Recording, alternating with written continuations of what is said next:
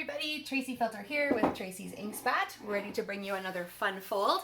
This is one I am presenting at a group meeting, and I thought I would just film it all for everybody, and I could share it on my Fun Fold Friday collection of videos. So today, everything I'm using is going to be from the brand new catalog that just came live this week.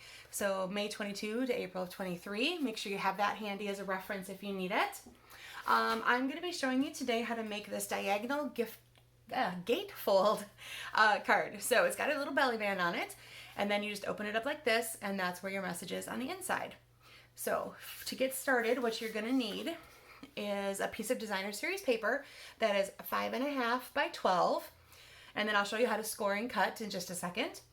You need another piece of cardstock that's going to be 3 3/4 by 5 1/4. I'm going to be using the new Sweet Sorbet. And then you need a neutral piece of cardstock that's 3.5 by 5. So I'm going to be using our basic white. And then if you want to do the belly band, you just need a piece of cardstock or whatever you're going to be using that's about 1 inch by 9 inches. You have a little flexibility with that, as it's just going to be kind of bent casually around the card. But my piece starts off at 1 by 9. The designer series paper I'm using is called Pretty Prints, and it is in the brand new catalog. You get a collection of 3 different patterns in 4 different colors, sorry. So there's 1, 2, 3 different patterns, and then I'll flip them over to show you the back sides. They're really kind of cool because they start out with a darker color and then go into lighter colors. So this is Sweet Sorbet blended in with Calypso Coral. You've got Eggplant that goes into lighter purples. You've got Bermuda Bay. You've got Evergreen, which goes into then Soft Succulent. So really, really pretty collection of paper. And again, you get all 3 colors, or 4 colors, I should say. I keep saying that wrong. 4 colors in 3 designs. So the piece I'm going to be using today has a lot of just basic plant or fern images, and then kind of a splatter pattern on the other side. And you can decide if you want to, which piece of yours wants to be the inside and the outside. I tried to pick one that I thought would work both ways, which is why I kind of avoided one like this where, oh, not that one. Grabbed the wrong one, sorry. Like this, where there's a pattern very strictly just on one portion. So I picked something that had a general pattern over the whole thing. That would be a good way to get started. Okay, you're going to want to grab your paper trimmer, and we are going to take that piece of 5.5 by 12 designer series paper. We're going to score it at 2, 4, 8, and 10 inches. And then we're going to do markings from 2 3/4 inches up on both edges, and then we're going to cut. Okay, so let me talk you through that. You're going to grab your trimmer. Make sure you have your score blade handy, and since we're going beyond this mark, you're going to want to have your sidearm swung out so you can see where you're going. Okay, just need to move a couple more things out of my way so I have more elbow room. There we go. All right, so our first one's going to be 2 inches. And remember, this is designer series paper, so don't push too hard to start. You could always do it again if you need a deeper crease, but you don't want to go too hard because you don't want to poke through that paper. So 2, 4, 8, and 10 to get you started. There's my 8, and here's my 10. Okay.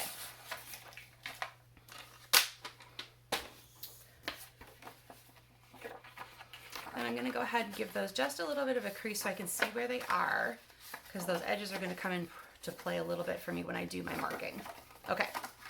So grab a ruler and a pencil, and you're going to take 2 3/4 inches up from the bottom edge. So right about there. 2 3/4 inches from this bottom edge. Okay. So 2 3/4 inches up from the bottom edge on each of the short sides. And then you're going to want to remember where that 4-inch mark is and that 8-inch mark. And we're going to cut from that corner down to there, and from that corner down to your 2 3/4 mark. Okay. So again, you're going to bring in your paper trimmer using your cutting blade this time.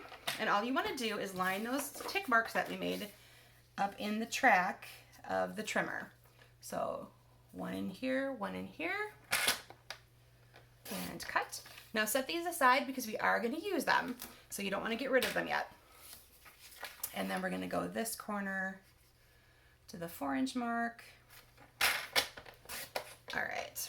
And then if you have any remaining pencil mark on your designer series paper, just grab that eraser end and mark that away.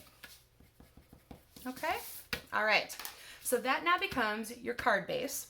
Now it's going to be a gatefold, which means it's going to go in first. Okay. And then it's going to come back out again. And then the same thing over here.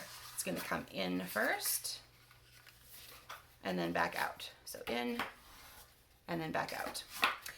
Now, if you want to use these pieces again, you're going to flip them to the opposite corners. Okay. So we want this side to be showing again. So we're going to flip this one down to here, and you're just going to open that up and tape it down because it does have a crease in it already, and it's going to be able to fit right in there. Okay. I realized I set my adhesive back across the table, so give me 1 second. Okay, there we go. So all you're going to want to do is run your adhesive then on this triangle, and again making the pattern the opposite way of what you're seeing for the inside. So just line up the edges and that score line. Okay, there you go. And now you have the pattern carrying through from top to bottom. And I'm going to go ahead and do the same thing here. And again, I want the splatter to match the splatter. That might be another good way to remember you're putting like kinds together. So again, corners and where the fold meets up into that corner. And then just go ahead and give that a little burnish again. Okay, so there is the basis of your card. You can set that aside for a second.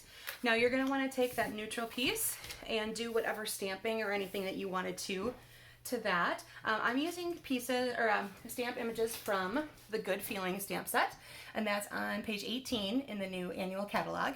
The inside of my phrase is going to say, I'm just so happy for you, and then we're going to do a little focal point on the front with the hip hip hooray. So kind of a congratulations card. I'm going to go ahead and ink up my so happy for you in my sweet sorbet. And now remember, because this is going to be inside here, there is a little bit at the top showing. So I'm going to make sure that my image for the inside stays down below where that is. So just get kind of a visual on where that's going to be. And I'm going to go right about in the middle, and excuse my head if it gets in the way. I just want to make sure I don't miss. All right, so there's the I'm just so happy for you. I'm going to go ahead and mount that on my sweet sorbet cardstock. And that again is a 3 3/4 by 5 1/4. And it should fit this one pretty nicely, bordered all the way around, like so. And then this is just going to get taped down into the center of your card there. Okay. And obviously you can go ahead and add other layers to that. You know, you've got the basic measurement to start with, so you could keep going with some layers. You can do more detailing. I'm going to end up adding a little bit of ribbon here at the top. But if you have a particular stamp image that you would like to have as a focal point up here, I think that would be really pretty, like a little flourish or something like that. Would just be really nice to have showing through just that little bit right there. Okay, I'm going to set that aside again. Now these pieces here that I'm going to use to create my focal point started out in the Fabulous Frames die. Now this is meant to coordinate with that set. It's not offered as a bundle, but it's meant to coordinate. So each of these little frames will do one of those stamp sets that's in between there. And then these guys will make 4 corners. So you could frame any size piece, rectangle, whatever you're doing. It would be custom cut to fit that then.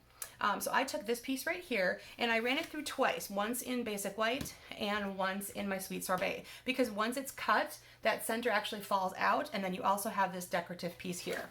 So if you want them to be the same color, you can. If not, you're just going to fit that right back into where it was, and you're going to have a framed piece like that. Okay, so that's what I'm doing here today. I'll bring this back in for reference for my belly band. I'm going to go ahead and ink up my hooray in sweet sorbet. And then I will add my hip hip. Now, if I feel pretty decent, or pretty good about placing these myself without worrying about missing the shape, but if you want to stamp them first and then cut that out, please feel comfortable doing that, because if you're, that way you're for sure within the frame. But I didn't want to have to do that on camera and then go die cut and et cetera, et cetera. So rolling the dice here, but I'm pretty sure I can get that lined up pretty decently. All right, so I'm taking my hip in the coral color. There we go, pretty close. I had a little bit dip on the edge, but I'm gonna cover that up with an embellishment later, so no worries. Again, so the hip is done in Calypso Coral, and then my Hooray is done in Sweet Sorbet. So like I said, this would be one thing that you can avoid by having to be able to do it first and then die cut it, but I didn't want to take that extra time on camera today. All right, in order to get these to stay in place, I'm gonna go ahead and use tear and tape all the way across the entire image so that it puts those pieces back together again.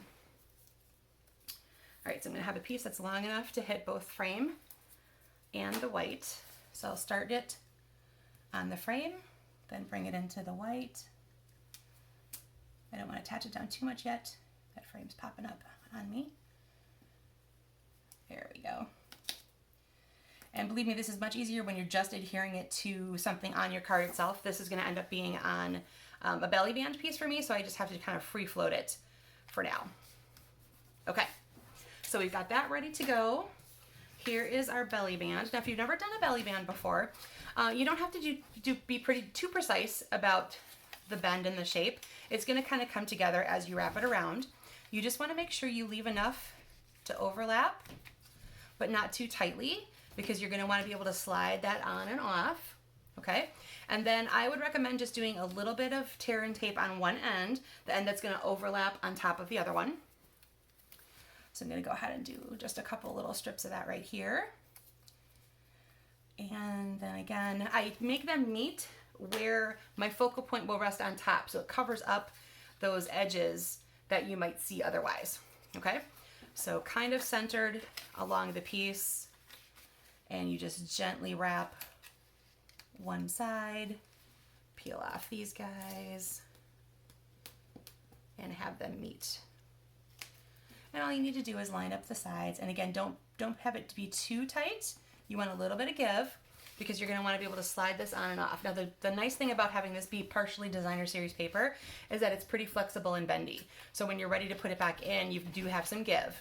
So again, just don't make it too tight, but you do want to have it secure enough to stay closed. All right, then you can go ahead and remove your tear and tape from the focal point piece, and we're just going to layer that right on top. I'm going to move it over just a little bit so it's more centered. There we go. Okay, so there we've got our hip hooray belly band. I'm going to go ahead and use my embellishments. I've got these matte dots that are in the 2022 to 24 in color collection. And what's kind of fun about these guys is that they're ombre. So as you can see, you go lighter to dark. So these ones work perfectly with this particular DSP because you've got a little hint of that lighter color going all the way down to the coral, or you can go all the way up to the brightness of the Sweet Sorbet. So I'm going to go ahead and use this mid-range one here. And I'm just going to go ahead and pop off one of the large ones, and we're going to use that to help hide one of my little boo-boos. And then I'm going to take just these little guys and add something to each side of my belly band. Whoopsie, it stuck to my scissor. There we go. Okay, so we've got our hip hip hooray, we've got our belly band done, and now I'm just going to finish that off with a little bit of that glittered organdy ribbon, which I set down over here. There we go. I'm just going to take and tie a knot in that like so. You could also do a bow, and again, if you have a stamped image you could put there instead, that would work as well. I just wanted to stick to one stamp set, so that only has verbiage in it, and so that wasn't going to quite work for me there today. But if you have a stamp set, like I said, that has a cute little image or a flourish or something like that, that would also look really pretty cute up there. Okay, so that is trimmed down. I'm going to go ahead and grab my glue dot, and I like to take that right to the glue dot itself and pull it right off. And then that's just going to look up there. And then I did this before with a darker colored ribbon, and it really reminded me of almost like a suit coat or something. So that could be a fun play later with something else, and see if I could come up with a more masculine version. And it might almost look like a suit jacket. So stay tuned for something like that. Okay, so to review, That was the Good Feelings stamp set and the Fabulous Frames dies. These are on page 171 of the annual catalog. The Pretty Prints Designer Series paper, which I think the colors are just absolutely stunning and the patterns are really, really fun. I love all these ombre looks that we have going on with that particular pattern. I use the matte dots in the current in color collection, and then of course the white glitter organdy ribbon. Okay, so again, that was a diagonal gatefold using Designer Series paper, and I would like to thank fellow demonstrator Leanne Greff for that original tutorial. I found it on her website back a few years, and I thought it was a really fun project that I could share with you guys today. All right, enjoy this particular fun fold, and happy stamping, everybody. Bye now.